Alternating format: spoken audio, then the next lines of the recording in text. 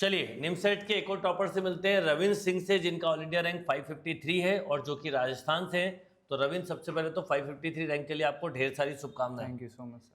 तो रविंद्र, आपने ड्रॉप लिया था यस सर। और आप पूरे साल ही काफ़ी रेगुलर व्हाट्सएप पे कनेक्ट रहे, टेस्ट भी प्रॉपर दिए, पूरी मेहनत की। तो आप जो अपनी जो इंटायर आपकी सक्सेस जर्नी है उसको कैसे डिस्क्राइब करोगे? तो मैं शुरुआत करूँगा अपनी 12th से, जब मेरा एक सपना था कि मैं भी आईआईटी एनआईटी में जाके पढ़ाई करूँ, बीटेक करूँ।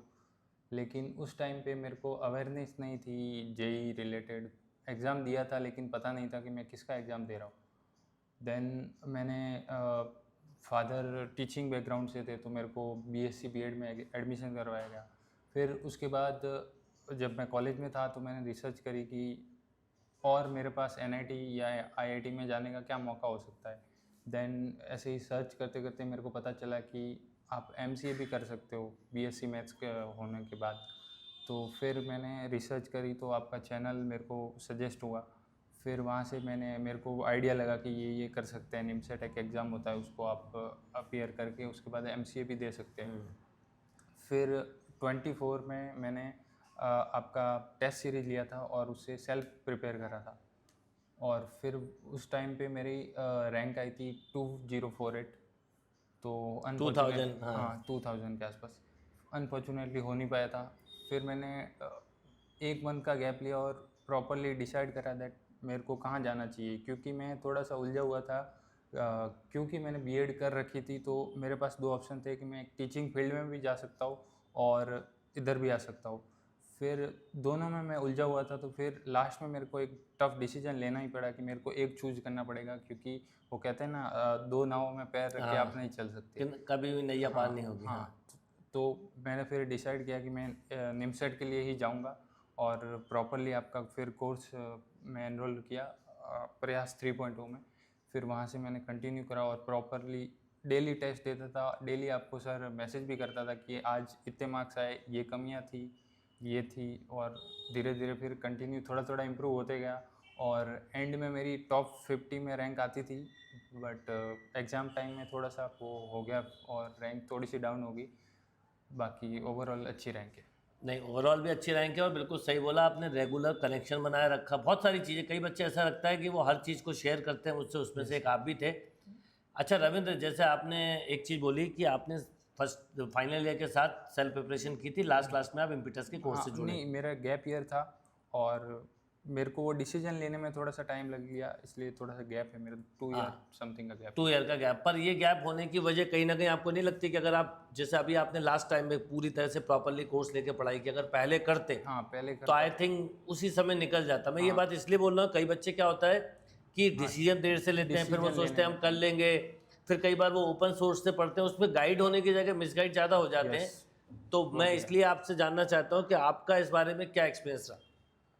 मैं जूनियर से या फिर कोई गैप, अगर गैप का सोच रहा है या ऐसा कुछ कर रहा है, तो मैं कहूँगा कि अगर आपको निमसेट के लिए आना ही है तो 100% आ जाइए प्रॉपर। अगर आपको लगता है कि मैं सेल्फ से कर लूँगा तो कोई बात नहीं, वरना प्रॉपरली एक कोर्स ले लीजिए या कोई टेस्ट सीरीज भी आप ले सकते हैं और फिर प्रॉपरली उसमें ही लग जाइए बिना किसी डिस्टर्बेंस के कि मैं मेरे पास ये ऑप्शन है, ये ऑप्शन है। क्योंकि आपके पास मल्टीपल ऑप्शन होंगे लेकिन आपको एक पर्टिकुलर सेलेक्ट करके ही चलना पड़ेगा। मल्टीपल मतलब बहुत सारे ऑप्शन के साथ आप नहीं चल सकते। तो वो रिस्क आपको लगेगा कि ये मैं रिस्क तो नहीं ले रहा, लेकिन वो रिस्क लेना ही पड़ेगा आपको, तभी आप सक्सेसफुल हो बिल्कुल पाओगे। सही बात है। एक्चुअल में self study is not a big problem, बस प्रॉब्लम ये होती है कि सेल्फ स्टडी में हम कई बार टेस्ट नहीं देते, अपना असेसमेंट नहीं करते टाइम पे, फिर हमें ये नहीं पता चलता कि हम कंपटीशन में कहाँ स्टैंड कर रहे हैं। ऐसी बहुत सारी चीज़ें होती हैं। तो सही बोला आपने। तो रविंद्र, एक बात बताओ कि इस बार का पेपर थोड़ा सरप्राइजिंग था। जी जब आपने बिल्कुल सर। पेपर दिया और पेपर आपको देखा तो क्या मन में ख्याल आया और उसको किस ढंग से हैंडल किया? इनिशियली सर मेरे ऐसा था कि क्वेश्चन थोड़े से ट्रिकी आ गए थे, तो थोड़ा सा स्टार्टिंग में मैनेज करने में थोड़ा सा प्रॉब्लम हुई। लेकिन फिर जब रेगुलर टेस्ट देते थे तो पता है कि लेवल थोड़ा सा पता लग जाता है थोड़े टाइम में। फिर धीरे धीरे मैंने इजी क्वेश्चन ढूंढने स्टार्ट करे और इजी भी थे उसमें बहुत सारे।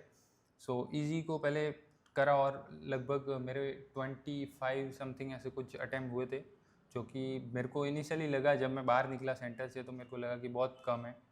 और रीजनिंग की बात करें तो रीजनिंग इजी था, अटैम्प्ट भी अच्छे खासे थे और कंप्यूटर तो बिल्कुल अलग ही था, तो वो तो मेरे को पता था कि ये सब के लिए ही चेंज है। और इंग्लिश का तो क्या ही है, तो अटेंड नेट कर लिए स्कोर थे। कितना था? 381 ऐसा कुछ है। ओके। अच्छा, आप अपने जूनियर्स को रविंद्र क्या मैसेज देना चाहोगे स्ट्रांगली कि अगर वो लाइफ में कुछ प्लान कर रहे हैं तो वो किन बातों का ध्यान रखें, किस चीज़ को करें और किस चीज़ को ना करें? डू और डोंट। जूनियर्स के लिए यही है कि अगर आपने, मेरे एक्सपीरियंस से बताऊँ कि अगर आपको निमसेट के लिए आना ही है तो प्रॉपरली 100% उसमें लग जाओ। एक बात है कि कंसिस्टेंट रहना बहुत ज़रूरी है। अगर आप कंसिस्टेंट नहीं हो तो फिर आप, ऐसा है कि कहीं ना कहीं अपने आप को धोखा दे रहे हो, क्योंकि आप इस कई कोर्स में जुड़ जाते हो, वहाँ जुड़ जाते हो, फिर आप कंसिस्टेंटली उस पर वर्क ही नहीं कर रहे हो, तो फिर वो टाइम वेस्ट से कोई मतलब नहीं है और आप फिर लास्ट में जाके रिग्रेट करते हो। इससे अच्छा पहले से ही लग जाओ और कंटिन्यू रखो, यही है। बिल्कुल सही है रविंद्र, तो बहुत अच्छा आपने परफॉर्म किया। Yes, अब आगे आप एनआईटी में भी जाके ऐसे ही परफॉर्म करें और एक सक्सेस इंटायर लाइफ को बदल देती है। अब आपको सक्सेस मिल गई है yes. और सक्सेस के बाद हम बहुत जल्दी अपने आप को इम्प्रूव कर सकते हैं। तो once again all the best and congratulation. Thank you.